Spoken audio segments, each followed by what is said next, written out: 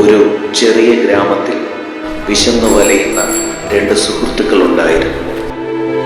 സ്നേഹവും പ്രതീക്ഷയുമല്ലാതെ അവർക്കൊന്നും തന്നെ ഉണ്ടായിരുന്നില്ല. ഒരു ദിവസം മാജിക് വന്നെത്തി.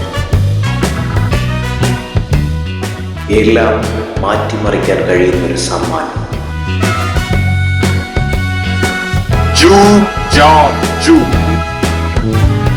കഴിച്ചോ, ഇഷ്ടം പോലെ കഴിച്ചോ. പക്ഷേ മാജിക് സംഭവിക്കുന്നിടത്ത് അപകടവും പിന്നാലെ വരും.